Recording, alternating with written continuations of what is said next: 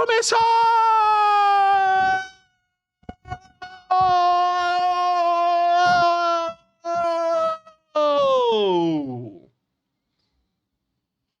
Estou aqui, Malboro L, com meu amigo Adamska. Começou!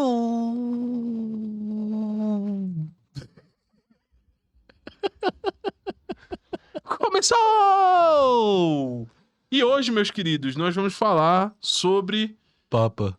o Conclave com Jones Manuel, que filme, decidiu né? fazer uma análise da história da Igreja Católica a partir de um filme que ele assistiu do Conclave e comentários no Twitter. Assista o vídeo que você vai entender, ele vai falar isso.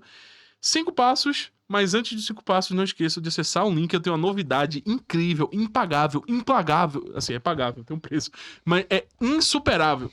Talvez seja superável, mas é boa.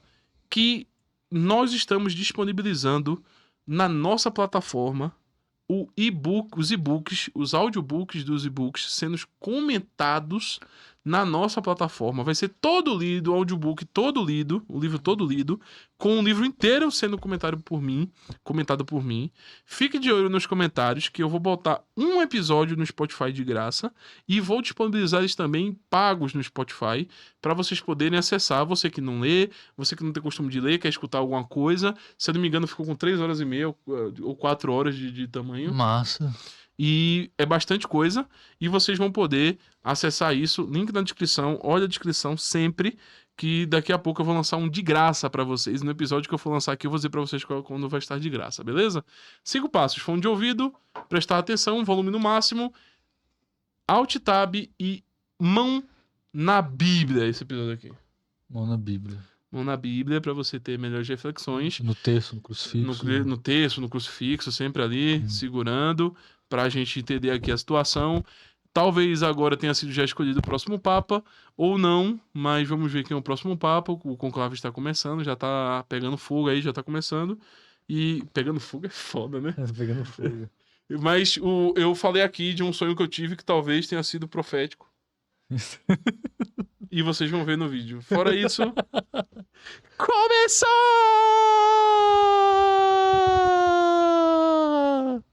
Sejam todos muito bem-vindos ao Malboro AL. Eu sou a L e eu estou aqui com meu amigo Malboro.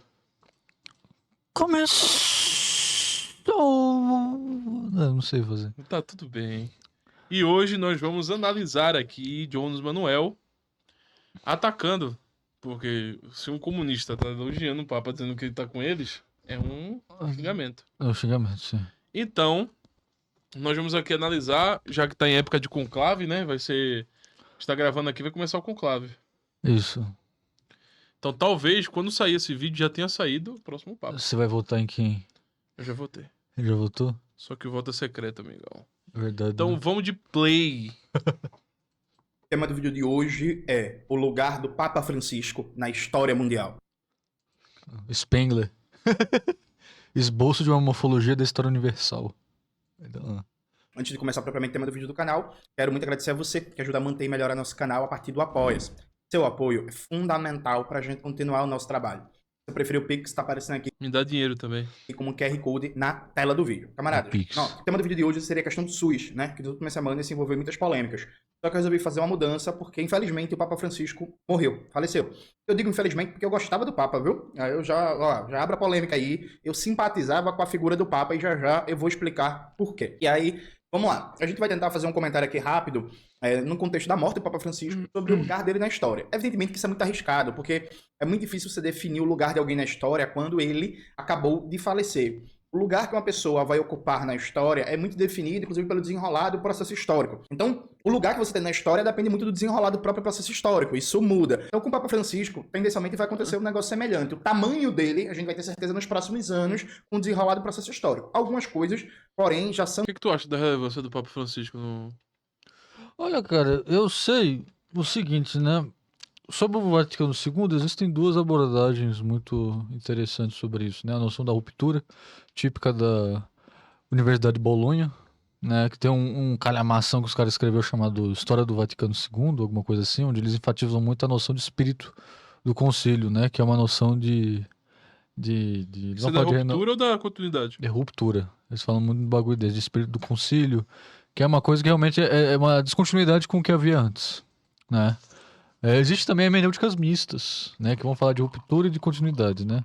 Só que a noção da ruptura, para muitos dos proponentes dessa hermenêutica, a presença de dois papas, especialmente Bento XVI e João Paulo II, representou um rompimento com essa ruptura, né? Ou seja, uma destruição desse plano da ruptura, né? João Paulo II e Bento XVI especialmente. Com o Papa Francisco, eles viam, nesse sentido, um novo proponente disso, tudo mais, porque o Papa Francisco tem um background latino-americano, né? Coisa de teologia da libertação. O cardeal lá, o Guerra de Ludwig Miller, ele dizia que em matéria doutrinal, teológica, o Papa Francisco não é nada de teologia da libertação. Somente sua abordagem pastoral, ele disse isso, inclusive, né?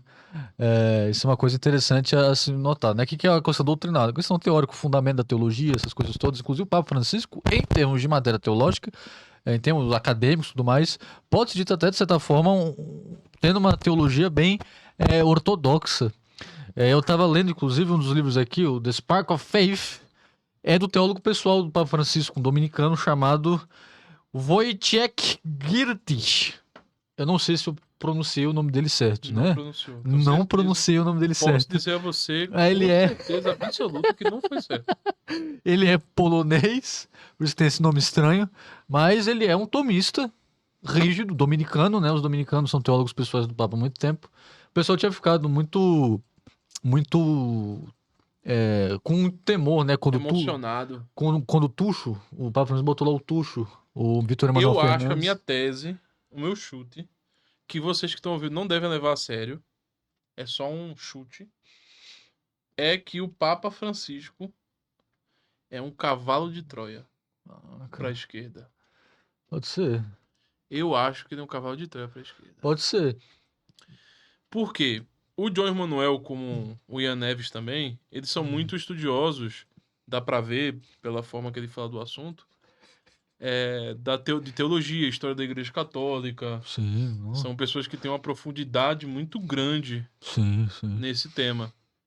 Eles pegam as falas do padre, do Santo Padre, que é feita em televisão, jornal, que não tem relevância doutrinal, e toma como se fosse doutrinal. Sim, Então, o que eu confabulo, tá, meu? Confabulo o seguinte. O Papa Francisco, como conheceu muita gente da esquerda do peronismo lá na Argentina, ele sabe como é que esse pessoal pensa. E aí, o que foi que ele fez? Ele falou assim, cara, eu vou fazer certas afirmações em público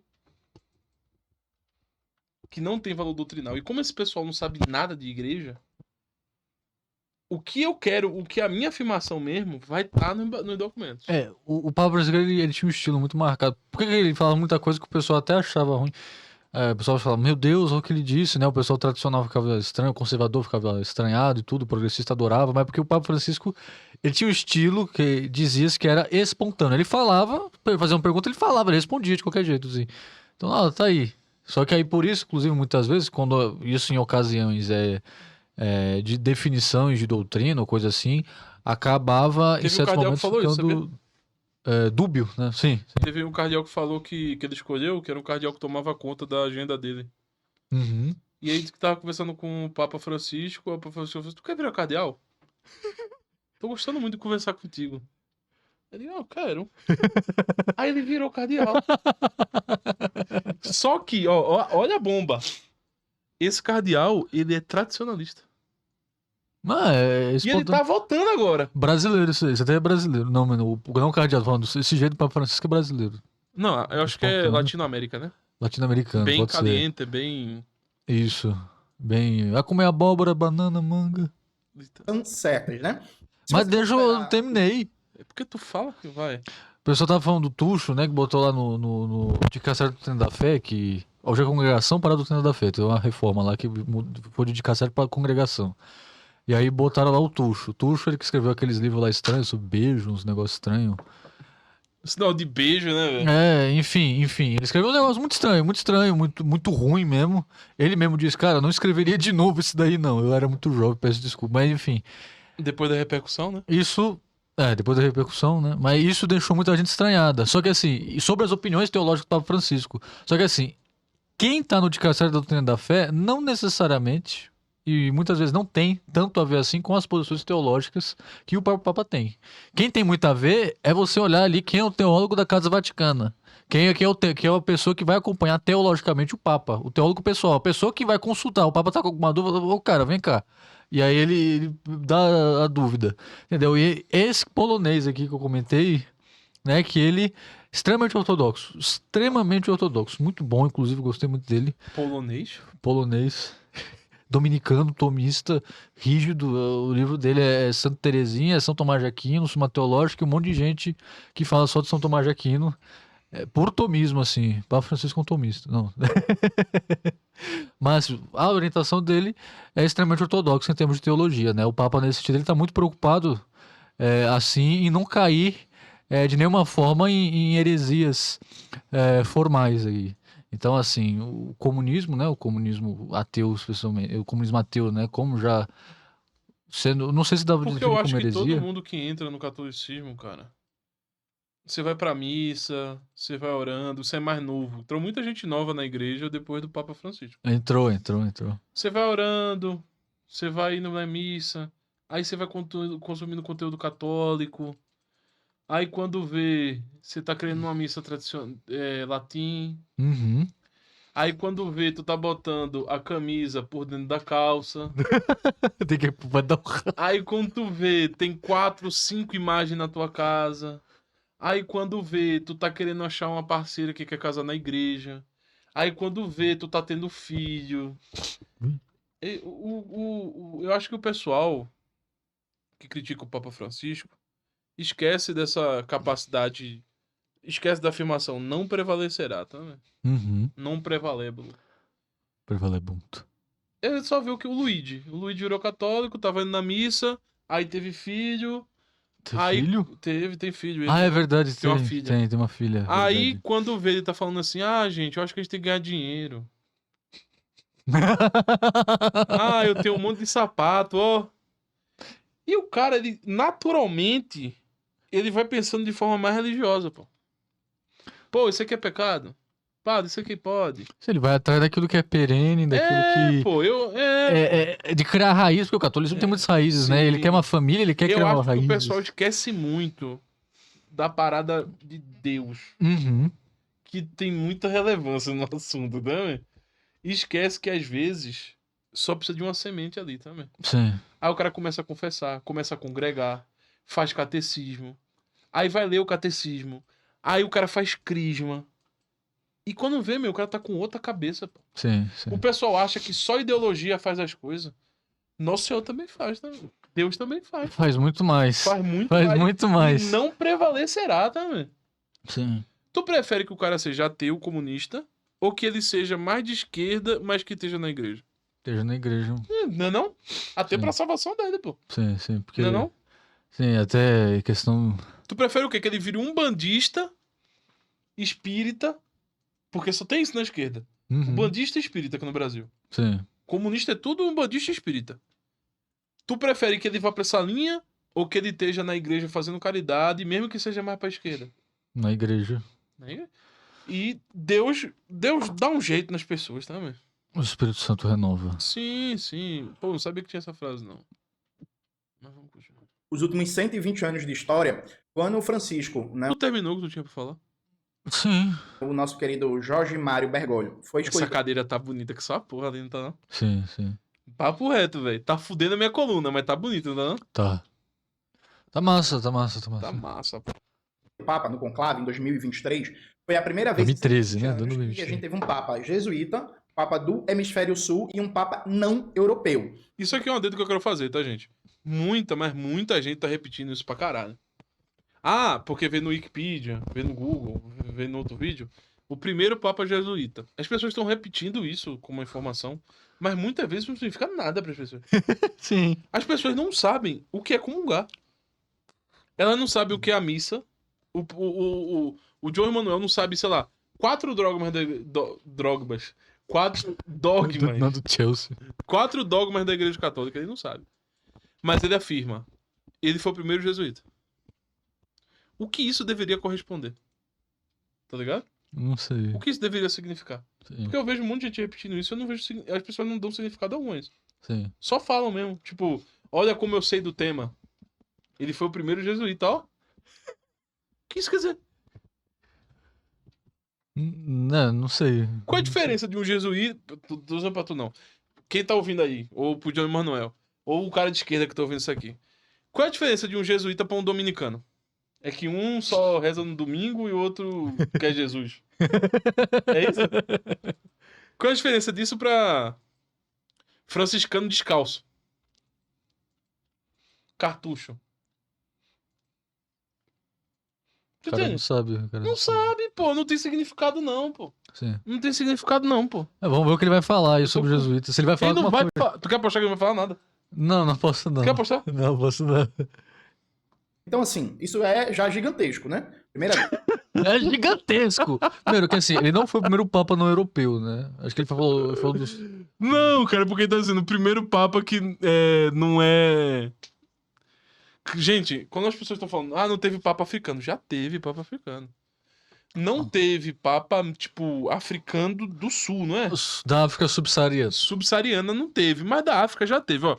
Já teve. Isso é uma coisa que as pessoas esclarecer para as pessoas não sabem. Pessoal, papo reto. A igreja e os primeiros santos vieram lá de. Não veio da Europa, não. Veio não. Veio do Oriente. Veio da... O primeiro papa era São Pedro. Galileu, era São Pedro. Ele era do reino de Judá ali. Santo Agostinho não era europeu, não. Era Tagasta, Argélia. Da Argélia. Sim. Então, assim, o pessoal fica falando isso, tipo, o primeiro não europeu. Não, foi o primeiro não europeu em muito tempo. Foi. E isso a gente pode concordar. Nos últimos 500 anos, eu acho. Não, 300 anos. Eu acho que foi o primeiro não europeu. Nos últimos 500 também. Nos últimos 500, né? Nos últimos 500. Nos últimos 500. Só que o pessoal esquece que a igreja tem 2000 anos de existência. Teve muito papa ali da Grécia, da região da Turquia hoje, né, também. Sim. Enfim. Importante. E santos pra caramba. Santos, Importante sim. também. Tá lá, Padre do Deserto, o pessoal reza muito pra Santo Antão. Santo Antão era do Egito. Da região hoje que compreende o Egito. Isso é Enfim. gigantesco. vez de 120 anos que a gente teve um papa jesuíta, um papa do hemisfério sul e um papa não europeu. Então isso já coloca o Bergoglio num lugar diferente na história mundial e na história em particular da Igreja Católica. Aliado a isso, essa marca em si já é importante, né? Mas o Papa Francisco ele foi marcado por uma postura reformista, progressista no âmbito da Igreja. E aqui, veja, que é muito importante entender qual foi o papel histórico da Igreja Católica, especialmente a partir de João Paulo II.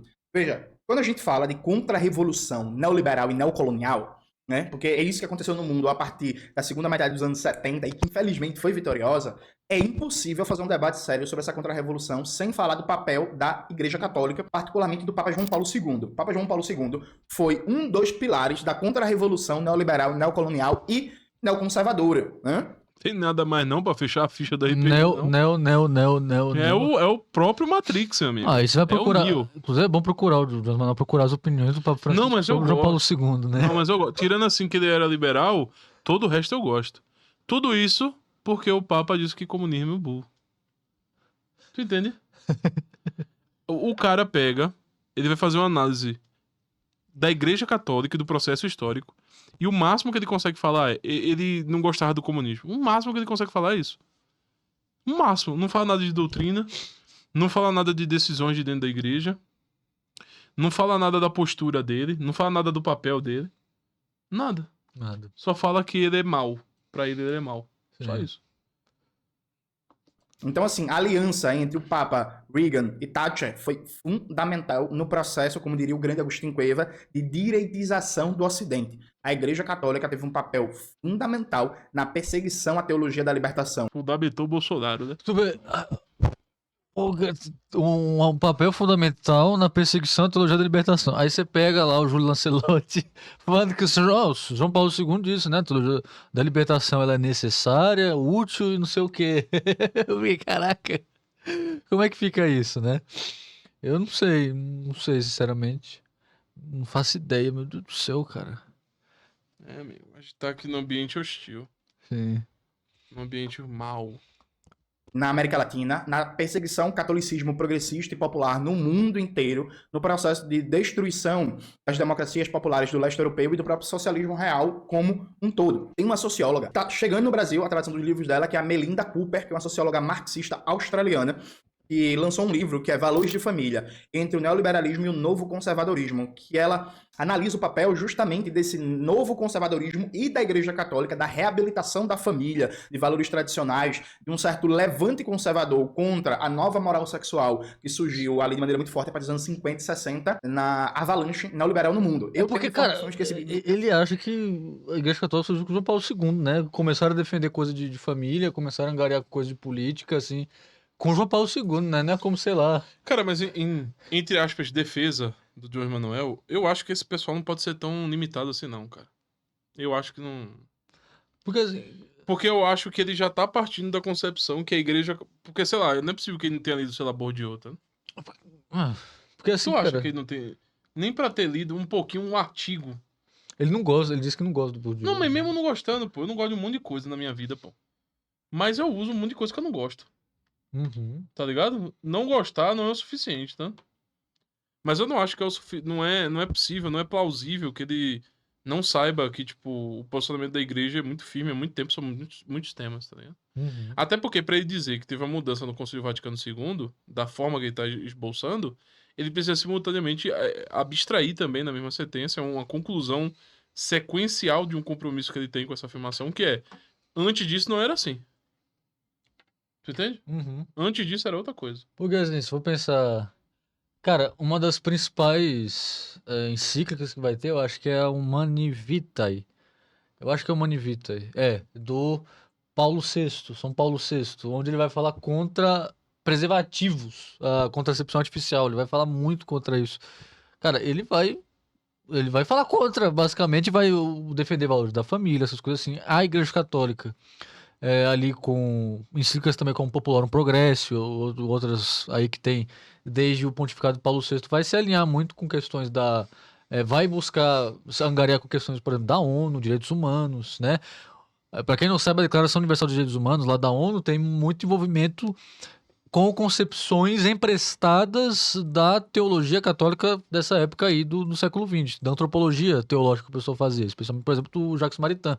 Qual que é o eixo principal da Declaração Universal dos Direitos Humanos? A dignidade da pessoa humana, que é um dos nomes que vai ser colocado ali pelo Maritain, por exemplo, que foi um dos grandes filósofos ali católicos dessa época, que vai ser até utilizado por meios conservadores, como por exemplo a TFP aqui no Brasil, né? Um dos caras que vai mais traduzir, por exemplo, Maritain aqui no Brasil foi o Arlindo Veiga dos Santos, fundador lá do movimento Pátria Novista.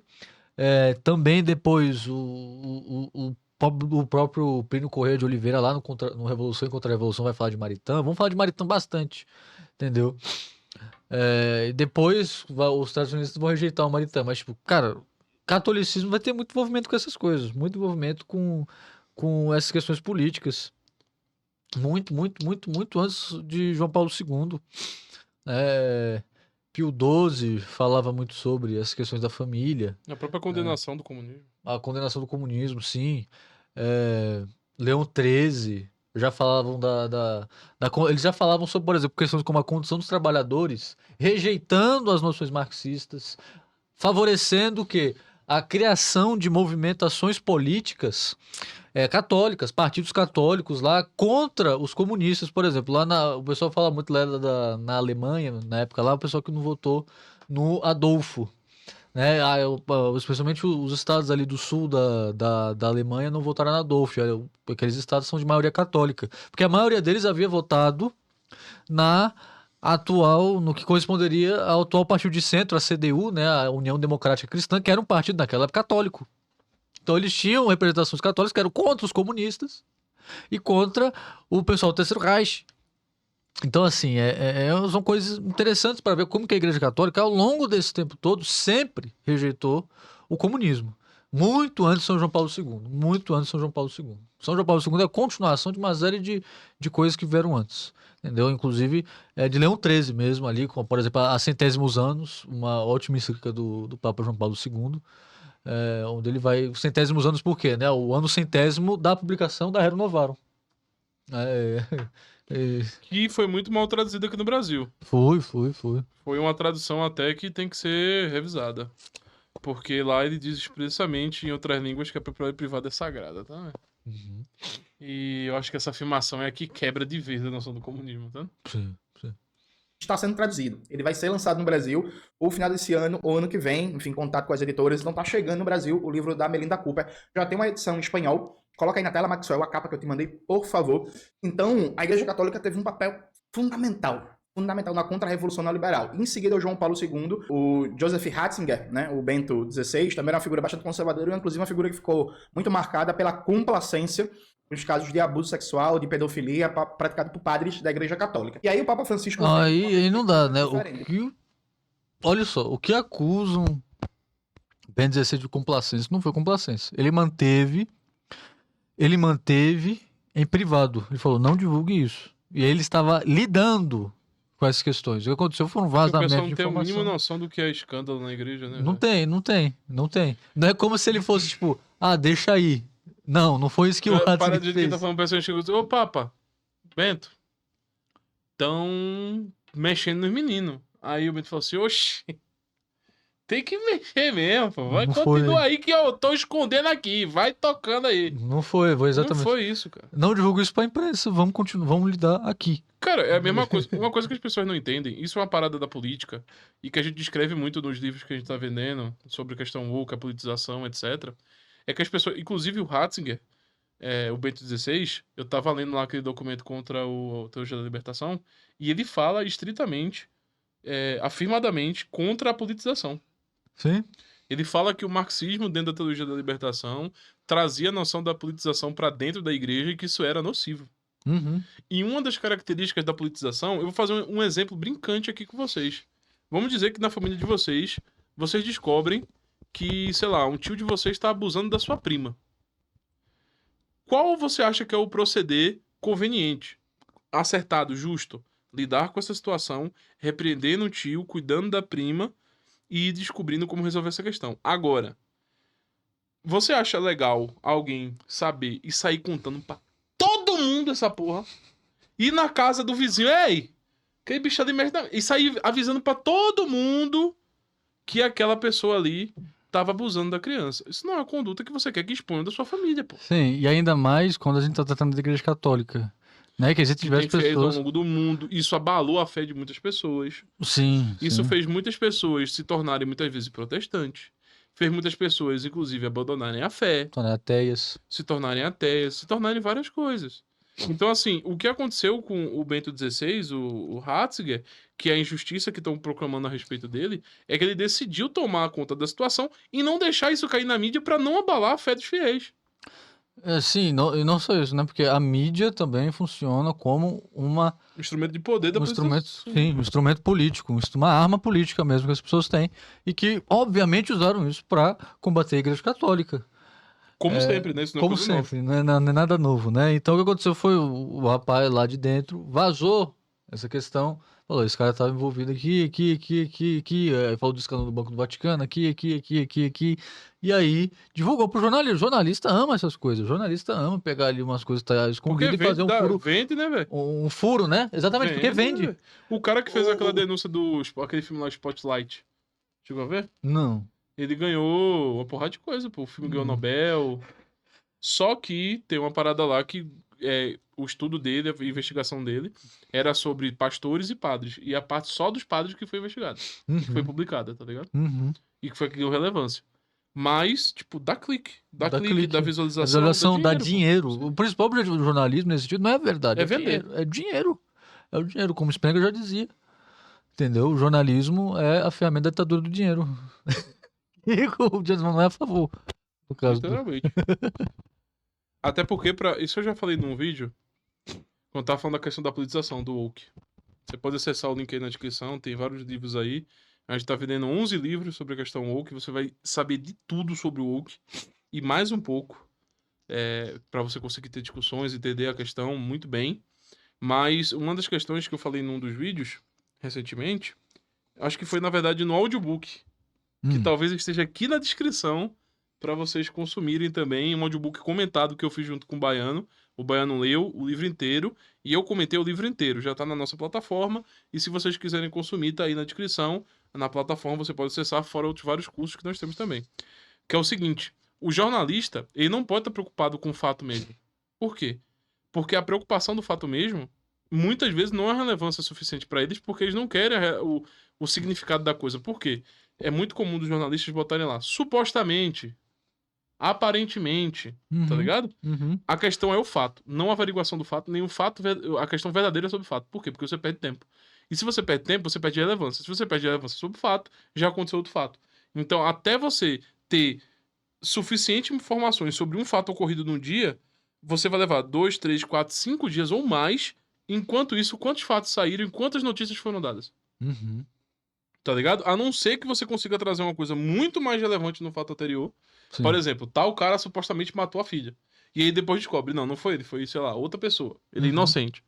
Mas muitas vezes, inclusive foi um estudo feito, muitas vezes a mesma afirmação sobre um fato anterior não gera tanta visualização e tanto clique e tanto interesse das pessoas por ser um fato antigo.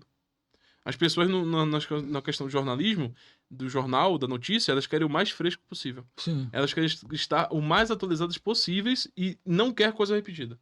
É tipo um álbum de figurinha, tá ligado? Uhum. O que importa é uma nova figura. Se sair uma nova, se sair a repetida, você já exclui e troca por outra, Exato, tá ligado? exato. Então, isso é de fato uma manipulação que fazem com a informação e com o ocorrido, tanto por informação quanto mau caratismo, tá? São as duas coisas juntas. É falta de informação a respeito de como procede a igreja.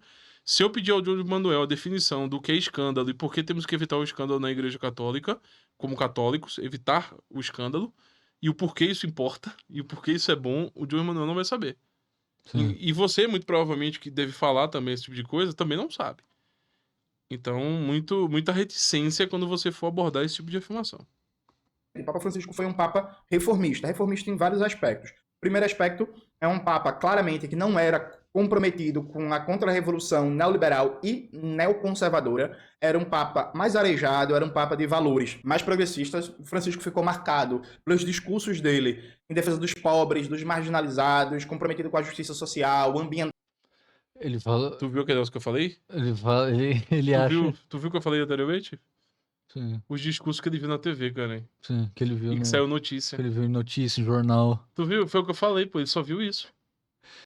E assim, não é como se o João Paulo II não falasse também sobre E essa não é questão. como se São Francisco não tivesse existido, se Jesus Cristo não tivesse existido, se uma porrada de papa não tivesse existido, Uhum. como se a preocupação com os mais necessitados já não fosse uma preocupação sumamente pertencente à Igreja Católica. Não é Uhum. como se a Igreja Católica tivesse fundado a noção de orfanato, hospitais para ajudar as pessoas, públicos não, né? Mas hospitais, tipo, de caridade. Não é como se a Igreja Católica tivesse fundado uma porrada de coisa para ajudar as pessoas ao longo da história. Isso, quem fundou isso foi a Igreja Católica. Não foi o Estado, não foi o João Manuel, não foi Stalin, não foi Lenin, não foi Bolsonaro. Foi a Igreja Católica, a Santa Igreja Católica, que há muitos anos, há cerca de 2000 anos, vem não somente sendo perseguida, atacada, mas em torno de toda essa desgraça, a Igreja Católica ainda consegue promover o bem, a caridade e a piedade a todos. Inclusive aqueles que não merecem, porque nós não merecemos mesmo, é imerecida. Uhum. É de graça. É de graça. Nós não merecemos. Então, Uhum. todas as vezes quando alguém levanta, isso é uma coisa que me deixa incrivelmente chateado. Muito puto mesmo. Que só se fala de escândalos da Igreja Católica e nunca se fala das benesses que a Igreja Católica permuta e permanece permutando no mundo e desde sempre vem fazendo. Não se fala, né? Não se fala, por exemplo, de freiras polonesas entrando nos gulags infiltradas para assaltar judeus Nos campos de concentração. nos campos de concentração. Não se fala disso. Inclusive, teve uma que ia ganhar o Prêmio Nobel da Paz e quem ganhou foi uma árabe lá que estava escrevendo um livro sobre machismo. Só que essa polonesa, ela se infiltrou, uma freira, ela se infiltrou no gulag, ela conseguiu liberar 85 crianças do gulag que iam morrer também. Do campo de concentração. Ela sacrificou a vida dela pra essas crianças serem soltas, tá? Elas iam morrer. E isso não se fala, tá ligado? Isso não se fala, não se fala, não se fala em nenhum momento. Então, tipo, você que tá ouvindo aí, você que é católico, você que gosta muito de criticar a igreja, que tá na vibe, né? Sempre foi a vibe criticar a Igreja Católica. Inclusive para católico também, sempre foi a vibe criticar a Igreja Católica. Lembre-se sempre disso. Quando você levanta sua língua para criticar a igreja, saiba que ela vai acusar você, velho. Tenha muito cuidado com isso aí. Com a tolerância religiosa, né, entre religiões. O Papa fez vários discursos, várias visitas a autoridades religiosas de outras religiões. Então ele marcou muito o seu papado por um discurso progressista. E aí, claro, a gente vai ver, é um discurso progressista com os limites da Igreja Católica, viu? Ninguém acha que a Igreja Católica vai virar marxista-leninista, não, viu? Assim, ninguém acha que vai sair da Igreja Católica um todo poder ao proletário. Assim, ninguém é muita gente. Eu conheço os canais que acham isso aí. Eu consigo achar pra tudo, irmão, é uns 15. Eu posso abrir aqui o Cogos agora, qualquer fala, e falando que a igreja tá virando leninista, etc. Tá sob o comando da KGB. Todo o poder aos Olavo de Carvalho. soviéticos, porque é isto. Os limites da Igreja Católica é um limite de uma dualidade, de um enfrentamento entre chamados conservadores e chamados liberais. E vai ficar nesse âmbito, viu? Não vai sair marxismo revolucionário da Igreja Católica, não. É ou um papa conservador reacionário ou um papa mais liberal, mais humanista, mais arejado. É isso a contradição que está ali dentro da instituição. O Francisco claramente sempre se colocou na perspectiva de um papa mais progressista, um papa preocupado com os pobres, com a desigualdade, com a fome, com a justiça social. Isso que eu tô te falando, pô. Por isso que eu acho que ele é um cavalo de Troia pra esses caras, velho. Tu acha que quando ele se encontrou... Isso é uma coisa que eu falo direto. Quando tinha um cara aqui que tava aqui em casa que era ortodoxo. Qualquer lugar do mundo vai ter igreja católica em algum lugar. Uhum. Aí o Papa vai lá, conhece um desses caras aí que é budista. Aí os budistas vêm, o Papa falando com ele. Tem uma igreja lá católica, tá vendo? Sim. Aí o cara conhece o catolicismo, assim, vê que o Papa tá conversando com ele, cria interesse.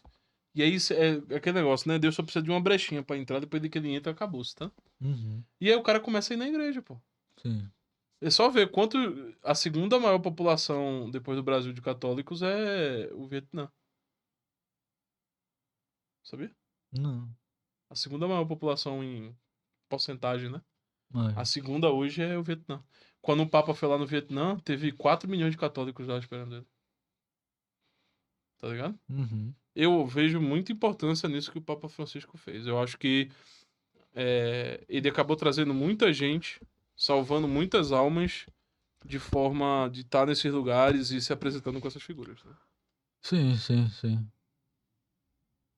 Deu declarações muito boas, fez críticas, inclusive, em vários momentos abertas ao capitalismo. E aí, claro, alguém pode falar, João, mas e a reverberação prática disso?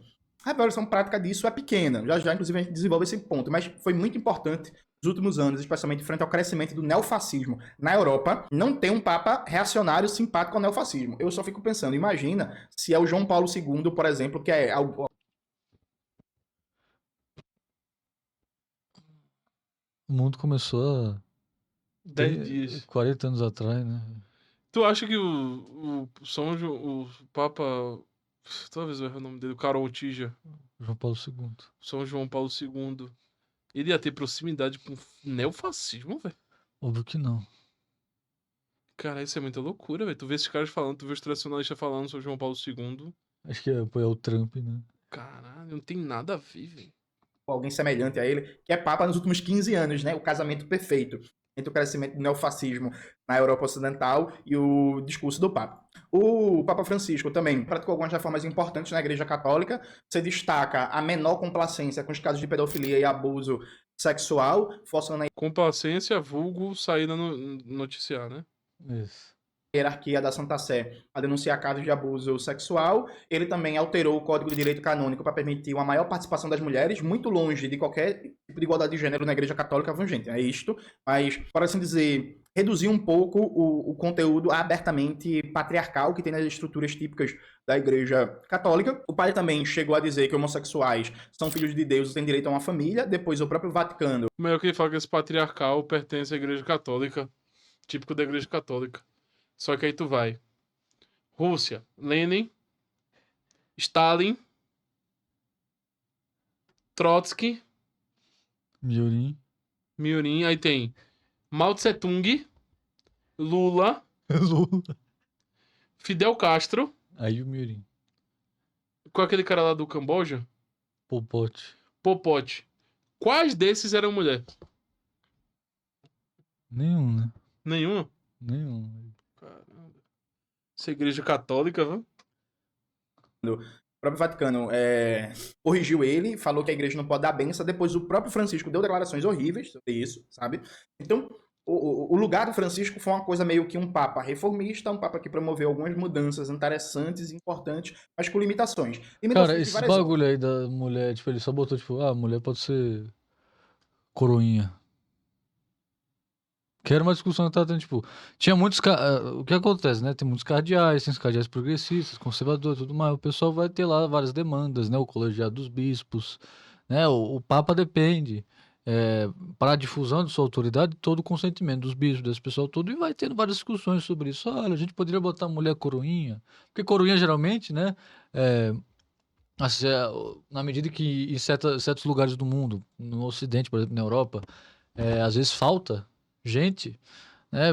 O coroinha geralmente era um negócio que, tipo, o cara era coroinha desde criança, ia pro seminário depois, virava padre, então, tipo, era um negócio progressivo, né? Mas não necessariamente tem que seguir esse rumo. Então, por que a gente não bota meninas, coroinhas, mulheres, né? Pra ajudar também no serviço da paróquia? Assim como existem freiras e tudo mais, né? Muitos corais, o coro das Liberal, igrejas, né? velho? Coro das igrejas era formado geralmente por mulheres. Então, assim, foi só isso, foi só essas coisas, entendeu? No Colégio dos Cardeais tem mais questões assim que o pessoal tava discutindo. Aquele sino lá da sinodalidade, que o Papa Francisco não deu em nada no final, né? Que o pessoal queria diaconato feminino, né? Queria colocar uns bagulho de voto lá de mulher na igreja. Não deu em nada. Não deu em nada, entendeu? E o Papa Francisco já falou, assim, sobre a questão das mulheres, inclusive, mulheres sacerdotes, por exemplo. O Papa Francisco falou, não, o São João Paulo II já fechou essa questão. Não tem esperança, fechou essa questão. Então você vê que é muito complicado dizer que é sobre essas faltas de continuidade, né, das opiniões, essas mudanças totais de paradigma assim. Parece ser uma coisa que cria-se da cabeça do João, do Jones, e disso João. vai. E do João Carvalho, né, também, mas do Jones Manuel, e disso Depressão. ele vem pra cá, né? Ele projeta pra realidade e depois volta ainda, né? Dá uma girada e volta. Então é isso, basicamente. Ordens, né? Tem uma primeira ordem aqui de limitação que veja, o João Paulo II, ele foi artífice, ele foi organizador de uma contra-revolução que combateu a teologia da libertação e o catolicismo popular numa Que foi? Não viu, não? Sim. São João Paulo II combateu a teologia da libertação. O pessoal não gostava. Eu nem sei se ele fez isso. O problema é que o O Lancelotti. Júlio Lancelotti falou outra coisa, porra. Eu vou botar aqui, não. Eu vou ter que botar isso aqui, velho. Para as pessoas não acharem que eu sou o doido aqui nessa conversa, tá, velho? Pera aí, pô. Tu que é o doido. Eu que sou o doido sempre, tá, velho? Deixa eu botar aqui pro pessoal ver, pô. Todo dia. Ei! Chavoudos da USP, linda quebrada. Padre Lancelotti. 3 irmãos dele. Isso aqui? É. Na teologia de São Tomás e fundamentos e princípios. Não, a teologia da libertação não é proibida. Não é. Ela é uma teologia da igreja, como tem a teologia da esperança, como Existem tem a outras. teologia tomista, como tem a teologia agustiniana, também existe a teologia da libertação. Ela não é condenada.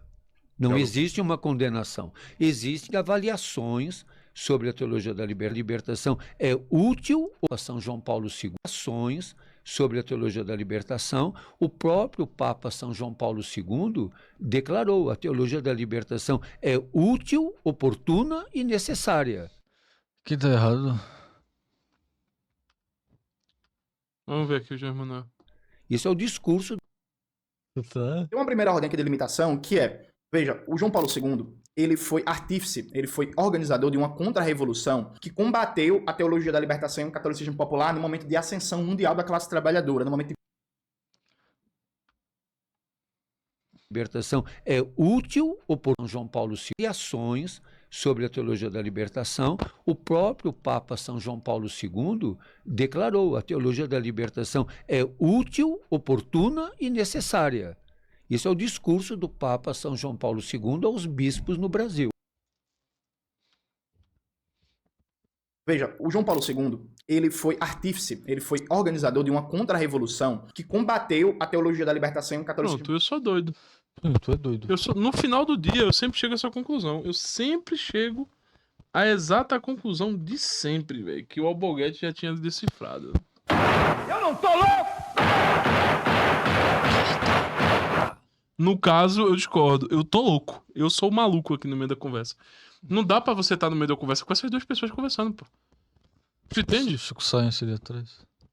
Popular no momento de ascensão mundial da classe trabalhadora, no momento de politização de massas. Existe uma pressão de fora para dentro da igreja Pá, dentro me quebra, tá?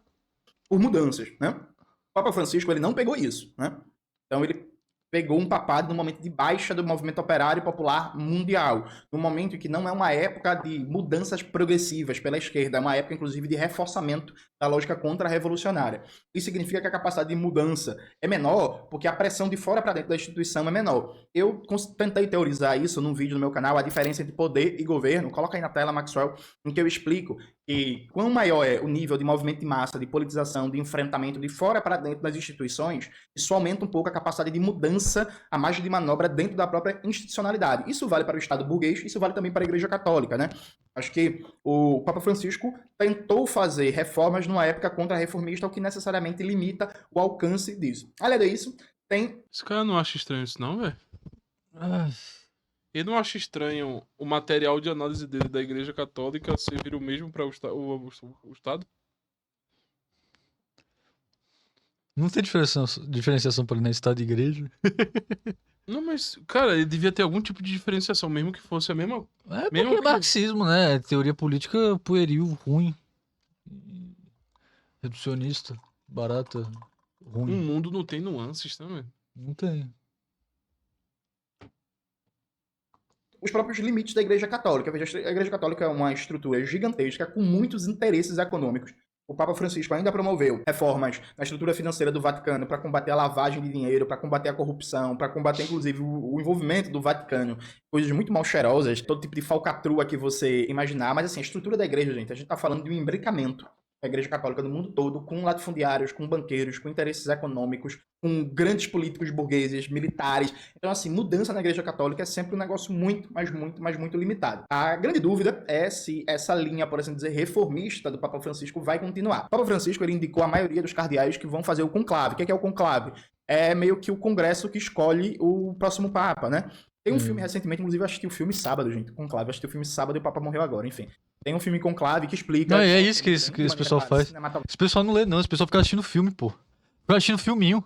Fica vendo série Netflix. Porra do Ziz aqui também. Fica vendo filminho, série Netflix. Fica vendo anime. Essas coisas que esse pessoal faz, pô. Por isso que eu odeio cinema. Odeio. É por isso que eu gosto de Tuibana aqui no canal. Vocês Odeio. são antagônicos. Né? Odeio. As pessoas ficam vendo essas coisas. Mas eu já comentei com o Baiano num vídeo, sabia? Vamos ver. O cinema, ele causa uma sensação na pessoa. Porque, tipo, pensa assim, ó, tu vê uma parada muito bem produzida. Muito foda. Sim. Tu pensa o quê? Cara, o cara pra fazer esse filme sobre Conclave, ele deve manchar pra caralho. De papa. Não é? Ele deve saber muito, velho. Porque o cara vê o quê? Uma câmera do cara. Que é isso que o pessoal faz no YouTube, pô. Esse pessoal católico de internet, dessas bolhas católicas, mete uma câmera do caralho, um monte de livro de fundo, uma roupa pampa, um cenário todo, uma edição toda demasiada voltada pra essa estética. Sim. Pô, esse cara tá falando a verdade. É uma estética que apela pros afetos. Esse cara E tá aí falando a verdade. Tu Cria um entende? viés, hein? É a mesma coisa, pô. O cara vê o filme Conclave. Porra, olha que foda, meu irmão. Cara, não tem como estar errado, não. Aí eu entendi porque o pessoal fica pedindo tanto pra gente emagrecer o Miorim.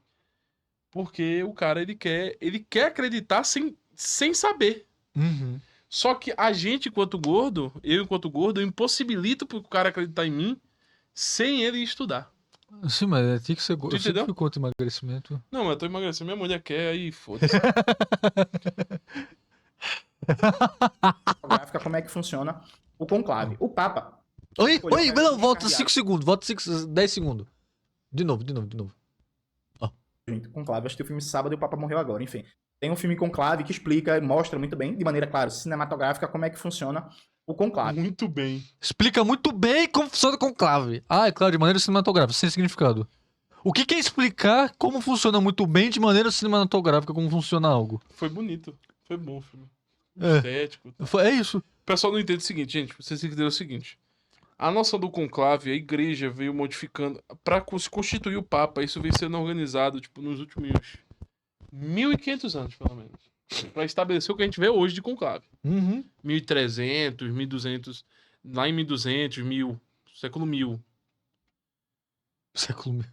Aí o cara consegue chegar, fazer um filme, tu assistir esse filme e achar que tu vai entender a organização de uma instituição de 2.000 fucking anos. Incrível.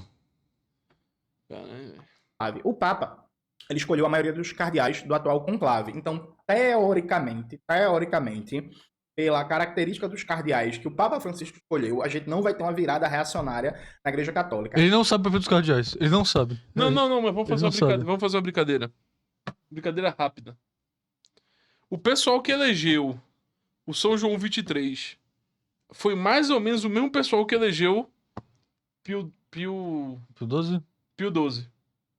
O pessoal que elegeu São João 23 e elegeu São Pio XII, alguns ainda continuaram para eleger João Paulo, Paulo VI. Paulo VI. São Paulo VI. São Paulo VI. Tipo, tem essa continuidade. O pessoal não sabe, Paulo por exemplo, VI para João Paulo I, João Paulo I para João Paulo no II. segundo, João Paulo II segundo para para Ratzinger, Bento XVI. de Bento Ratzinger para XVI. Francisco. Sim. Só que o conclave que elegeu... Eu não vou lembrar o nome de todos na sequência. Mas, para vocês entenderem, tá? Vou simplificar aqui. Muitos dizem que o Ratzinger era muito conservador e outros dizem que... E muitos dizem que São João... Carol Antígia. São João Paulo II. São João Paulo II era liberal. Só que o conclave que escolheu um é o mesmo que escolheu o outro. Mas a grande maioria estava nos dois conclaves. Não só isso. Pio XII era muito amigo de São João 23. Isso, continua. E continua essa parada. Sim. Eles não entendem que um cardeal entra com 50 muitas vezes e fica até 80. Sim. E um papa dura em média 15 anos. Ou seja, são 2 conclaves que o cara participa. Tá ligado? Sim. São 2 conclaves. E ainda, ele não sabe nada da dinâmica do colégio dos cardeais, nem quais cardeais, por exemplo, que o Bento XVI indicou. Por exemplo, aquele Tagle lá, que tava cantando o cardeal lá, Luiz Antônio Foi Tagle. do Ratzinger. Foi o Ratzinger. O Luiz Antônio Tagle é chamado do Francisco lá, o Francisco Asiático, né? Ele tava cantando lá, Imagine all the people, tá cantando lá com o pessoal, pelo amor de Deus. E uma coisa interessante que o pessoal, ele não tá falando, óbvio. Porque não tinha nem acontecido. Mas assim, vindo do futuro pra dizer o quão João Manuel está errado. Quando o Papa Francisco assumiu, ele trouxe essa noção franciscana de pobreza. Sim. Ele reduziu bastante as vestimentas. Sim, ele resolveu. No dia que o Papa Francisco morreu, os papas que foram pra lá, pro Vaticano, Os cardeais. todos os cardeais que foram lá pro Vaticano, todos eles estavam com roupas pomposas. Tá ligado? Meio que assim, ó, Francisco morreu. Tá ligado? Sim. Francisco morreu. Eu vou usar a roupa que eu quero agora. Agora eu vou te chamar, papai. E chegaram com aquelas roupas pomposas. E, inclusive, na própria missa do Papa Francisco, foi rezada pelo Tagle, por esse oriental, Foi? missa tridentina. Foi de costa e tudo? Missa tridentina. E no Vietnã, só tem missa tridentina. Porque o Ratzinger, inclusive, era uma pessoa que era muito apaixonada pela missa tridentina. E foi o Bento XVI que elegeu o Tagle como cardeal.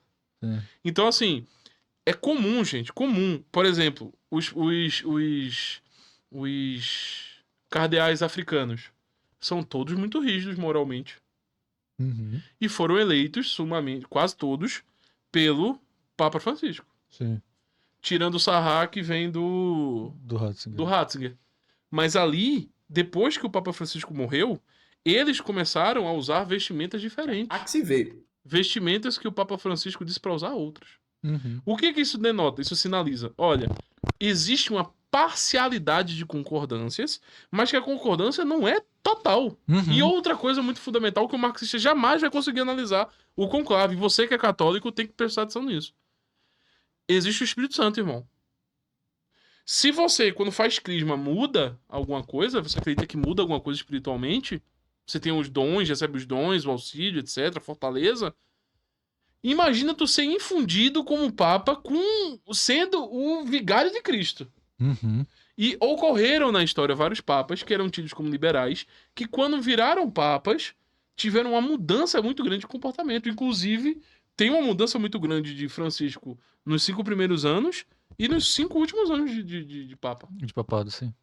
Então, não dá pra fazer essas análises sendo um marxista, porque jamais ele vai incorporar mudanças substanciais e tampouco mudanças espirituais. Porque eles observam as coisas como constantes. Eles acreditam no materialismo. Por isso que não dá pra... Por isso que o Bento XVI fez aquele documento, né, quando ele era prefeito de Castelo da Doutrina da Fé, sobre a teologia da libertação. Porque não tem como você compatibilizar o marxismo com... O Bento ou o... Bento. Quem botou, inclusive, o Bento XVI como prefeito de Castelo da Doutrina da Fé foi o São João Paulo II. São João Paulo II. Pra tu ver como eles são tão distantes, né? Sim. Essa doideira. Viu? Teoricamente, é isto. Eu vi até no Twitter o pessoal falando assim, o Papa escolheu a maioria dos... Eu vi até no clipe. Não, eu vi no Twitter depois ele falou. Ah, no Twitter? É, aí. Teoricamente, é isto. Eu vi até no Twitter o pessoal falando assim, o Papa Também é isso escolheu aí, a pô. maioria dos É filiais esses... do conclave. essas coisas que o pessoal... Eu gosto da noção do ato falho, às vezes. Mas essas coisas... tá assistindo conclave, gente. Aí, tipo, ele vai falar com uma afetação, assim, um tom de um ânimo diferente. Tipo, um entusiasmo diferente Quase que vai... como se ele fosse comentar cinematograficamente. Sim, tipo, é daí que ele tira essa informação, opinião. Isso, vou gravar um vídeo depois sobre isso aí, velho. Ele tava vendo o filme e falou, cara, isso vai dar um filme, velho. Isso vai dar um vídeo. Sim. Pelo amor de Deus. Pelo amor de Deus. Espero que não seja igual à esquerda escolhendo ministro do STF. Igual à esquerda uma porra, viu? Quem escolheu os ministros do STF foi Lula e Dilma, foi o PT, viu? Quem botou esse bando de reacionário, canalha, criminoso, fascistoide, lixo humano, um Stoffel da vida, não sei o que, no STF, foi Lula, PT e Dilma. Não foi a esquerda de abstrato, não, né? Funcionou demais, perdeu o Bolsonaro, soltou o Lula. Funcionou. Tu vê, o Jones não sabe nada de política, pô. O Jones não sabe nada de política. Sabe não, Quem velho. sabe é Dilma e Lula. Ele sabe muito bem E de assim, política. a Dilma só botou porque o Lula deve ter mandado. Sim. Ligou pra companheiro, Mas aí, bota pô, o PLOF. pelo amor de Deus, ele sabe muito mais de política que Jones Manuel, muito mais de política. Por isso que eles estão na presidência. O Lula tá na Quem presidência. sabia muito mais de política também, qualquer papa. Do que Qualquer o Dilma. papo, assim. Né? Quando é na hora da responsabilidade, vocês no instante esquecem quem é o sujeito. Assim, é muito difícil fazer análises. O Frei Beto já falou que acho que a tendência é que o Papa próximo seja de centro-direita. Então, assim, é como se fosse um Papa que não fosse um Papa reacionário, a lá João Paulo II, né? Um Papa violentamente anticomunista, mas também não seja um Papa meio progressista, seja um Papa de centro. Olha, achar a terceira via, né? Há que se ver. É isso, eu não vou arriscar, porque, enfim, nem sou um estudioso profundo da correlação de forças dentro da Igreja Católica. Frei Beto. Mas ele tá falando o vídeo inteiro dessa correlação de poderes, velho. Sim. Poder ele fala de dentro pra fora, pressão de fora pra dentro. Os bagulho tudo, caraca. De fora pra dentro de onde? Da Que Igreja o Papa Católica, né? São Paulo, São João Paulo II. São João Paulo II era contra TL. E aí vem o Bento XVI. Bento XVI. Não, e vem o João Emanuel falar que ele era a favor. Esse cara não. O Lancelotti fala que ele era a favor. É, o Júlio Lancelotti fala que é a favor. Esse cara tá doido, meu irmão, fazendo isso. Ele fez esse vídeo porque tava no hype falar do Papa, da morte do Papa, viu um filme. E já tinha visto o filme e falou, porra, olha, por que não? Eu gostava do Papa Francisco. Eu gostava do Papa Francisco. Tipo, eu acho que tava vendo um filme e teve essa noção, tipo... Mas é isso eu gosto do Papa Mas é Francisco. isso que eu tô te falando, eu acho que é um cavalo de Troia, pô. Às vezes Deus age do jeito dele, velho. Não entendeu, não? A pessoa, não, ele é muito Papa Francisco. E ele fez o game dele ali também. Sim. E vai entrar o próximo. E aí, se entrar o Sará... Aí quando vê o Sará entra e vira progressista. Aí acabou-se. Acabou-se. Aí eu me jogo daqui pra ali. Eu sei que é uma pena, porque é isto. Qual é o lugar do Papa na história recente do mundo? O lugar do Papa principal foi que o Papa não atrapalhou, no sentido dele não piorou o mundo. Isso é muita coisa, viu, gente? É isso. Há certas instituições que que a gente não pode esperar muita coisa além de neutralizar seu efeito negativo. Então, assim, é muito bom que no Vaticano tem um Papa progressista. Isso não significa nenhuma ilusão com a Igreja Católica, isso não significa disputar por dentro, isso não significa achar que a Igreja Católica vai virar uma outra instituição, nada disso. É dizer o seguinte, ó, entre ter um Papa que faz discurso em defesa do povo palestino, que prega tolerância entre religiões, que critica a desigualdade, fome, pobreza, miséria, é muito melhor do que ter um Papa reacionário, abertamente anticomunista, abertamente pró-colonial, com inclusive simpatias racistas, como foi o Joseph Ratzinger e o João Paulo II. É isso. Simpatias racistas? É o quê? Se você É o quê? Pelo amor de Deus, pô. Dá não. Eu fiquei sabendo ontem. O São Pedro, um dos primeiros negócios que ele passou foi que todo mundo era igual perante a salvação. Mulher, etnia, Uhum. escravo, todo mundo era igual perante a salvação de Cristo. Sim. No sentido que pode ser salvo, não que todos tenham. Sim, São Paulo já falava também disso. Então. Não é judeu, nem grego, nem escravo, nem livre. Todo mundo é um sonho de Jesus Cristo. Mas. Enfim, não vou. neutraliza aquele efeito avançado de propaganda ideológica, reacionária, pró-imperialista, pró-capitalista daquela instituição, né? Pelo menos da sua figura de proa, do seu líder. Então, assim, o fato do Papa não ser um reacionário foi muito bom pro mundo nos últimos 10 anos, viu? É isto. Tem instituições, gente, que você não espera muito mais, não. Por exemplo, o que eu espero da OAB? Porra, basicamente eu espero que não tenha um reacionário. Eu vou estar esperando um discurso de esquerda da OAB. Tá esperando que a OAB, Ordem dos Advogados do Brasil, De É a mesma Igreja Católica para OAB. OAB. Isso diz muito sobre o horizonte de mundo do Jones A Manuel. capacidade analítica do João Manuel das É um coisas. ótimo estudioso. OAB, essa é a analogia dele. Eu espero da OAB. O que eu espero? Eu espero a mesma coisa que eu espero do Papa. Espero que não tenha um reacionário ali, né? Ai, que... Você tem que esperar muita coisa do Papa, velho. Se você vive no mundo aí, você tem que esperar muita coisa do Papa. Até quem é ateu tem que esperar muita coisa, velho. defenda o socialismo, a democracia proletária, a revolução brasileira, o anti-imperialismo? Óbvio que não. Pra mim é muito claro, se a OAB não tiver um reacionário, show. Show. É isso. Show. Não tem um reacionário na OAB? Show. Já estamos bem, porque pelo menos não tem uma figura que vai estar fazendo uma propaganda aberta dos interesses da classe dominante. É guardar as devidas proporções e a expectativa para a Igreja Católica é a mesma para um OAB, para um Conselho Federal de Medicina, para certas instituições como essa, que não ter um reacionário... Conselho Federal de Medicina. É a mesma coisa que ele espera da Igreja Católica, caralho. Sabe? São muito juntos. Um arzinho que você pega. Então acho que a gente nas próximas semanas... Isso diz muito sobre a capacidade analítica desses caras, né, velho? O instrumento marxista de averiguar as coisas, né, velho? OAB. Pra ele, a mesma análise que ele faz da OAB é a mesma que ele pode fazer de qualquer sistema, velho. Qualquer coisa, velho. Caralho. semanas vai ter dinâmicas muito importantes e de ver qual vai ser a postura do Papa.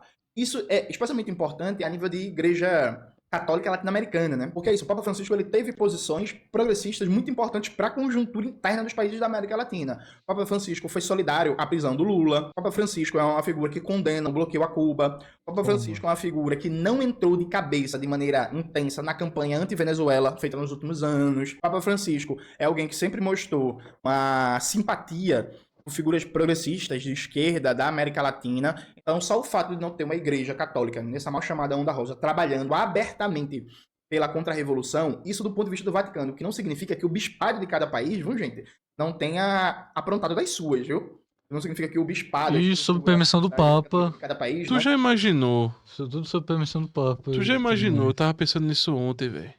Eu acho que eu sonhei com isso, inclusive. Tu é doido, né? O Papa assumindo e ele falando assim, no discurso dele, só fala assim, ó. Non prevalebulum. Puta que ia ser cinema. Absolute conclave, sabe?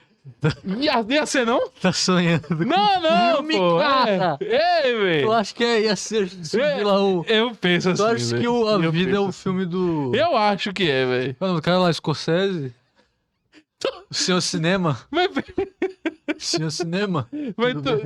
não, só pensa na imagem. Me dá 10 segundos. Eu não sei nem qual é a voz do Cardiel, sabe? Não, eu sei qual é. Tem um vídeo dele depois falando sobre silêncio. Depois tu olha.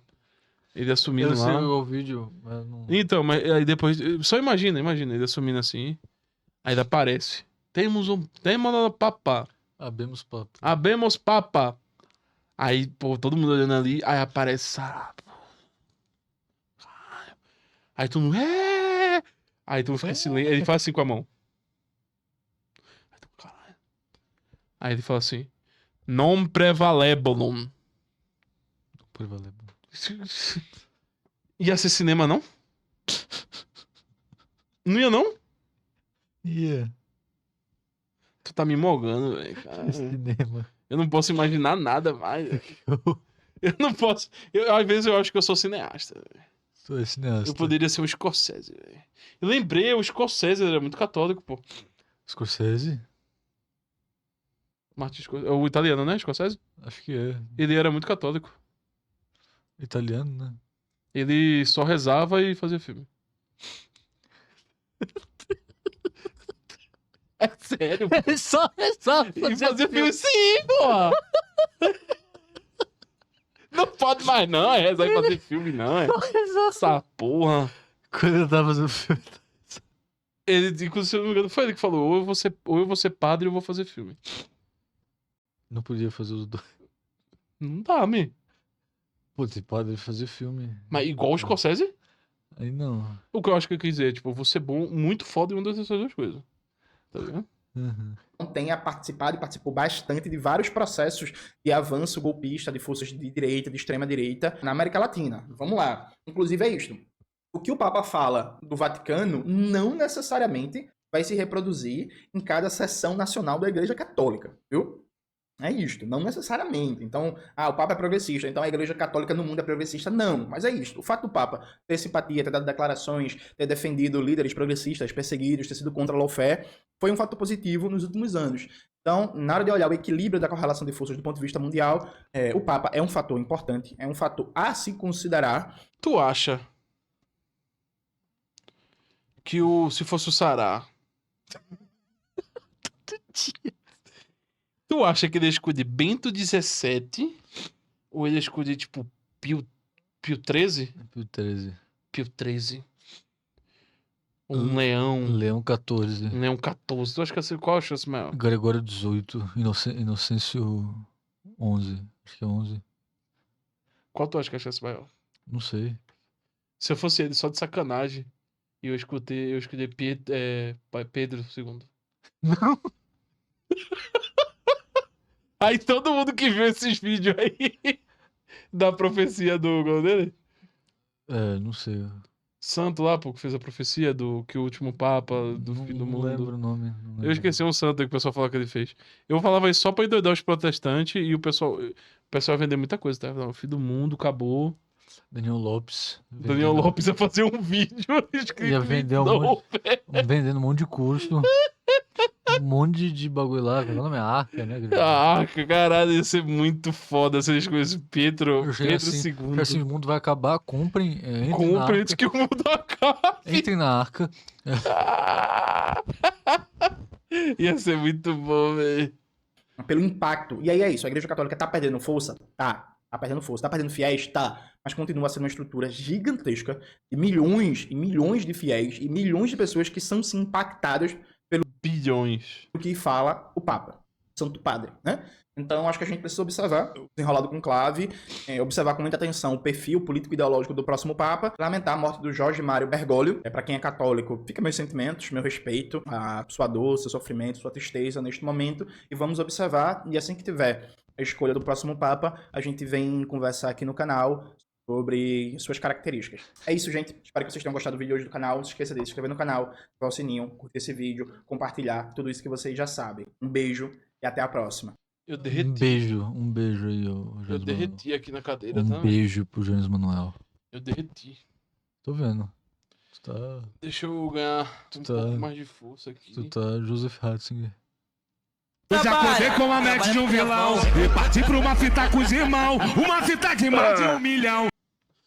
Ser gordo é foda. Vamos lá. Então, pessoal. 7 de maio de 2020.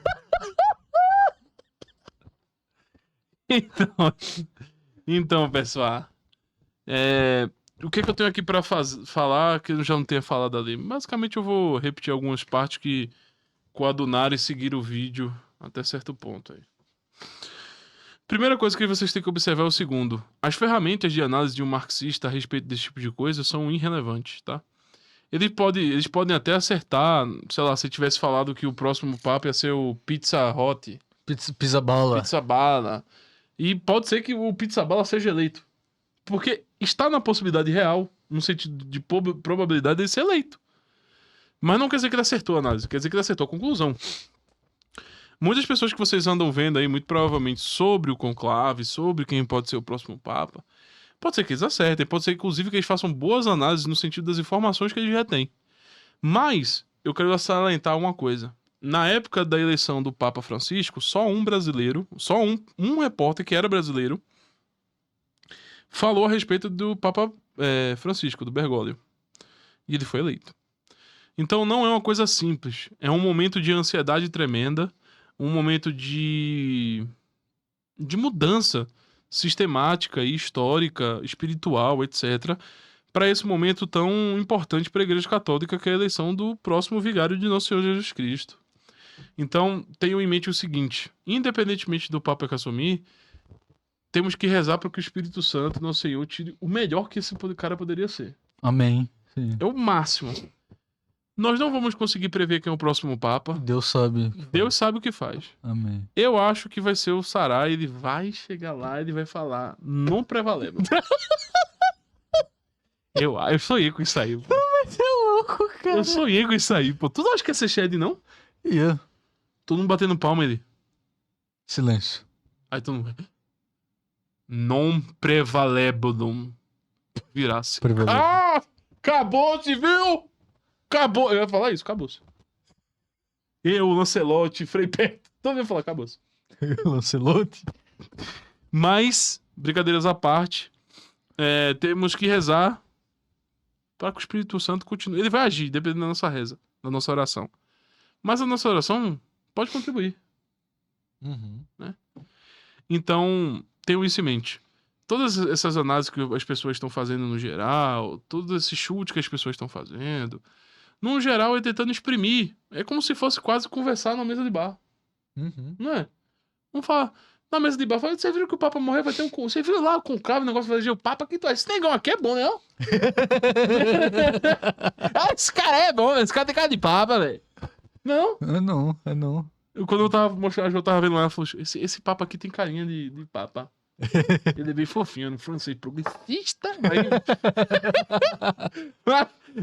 As pessoas vão opinar, as pessoas vão tentar direcionar, quase como uma conversa de bar, que se tem normalmente.